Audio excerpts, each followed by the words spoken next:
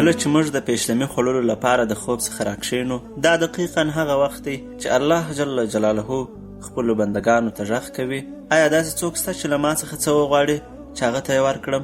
آیا داسې څوک شته چې اړتیا لري چې زه یې اړتیا ورپوره کړم؟ او څوک شته چې بخښنه وغواړي او زه ورته بخښنه وکړم؟ نو راځئ چې له خوب څخه د راکښېنستو وروسته له دې زرین فرصت څخه ګټه واخلو او د پیشلمي له خوړلو مخکې اودس وکړو او 2 رکعاته د تهجد لمونځ ادا کړو او د خپل رب سره په خلوت کې راز او نیاز شروع کړو او خپل دعا په دې دعا سره پیل کړو: ای الله، هغه ګناهونه مو معاف کړي چې زما د دعاګانو د قبلېدو مخه نیسي.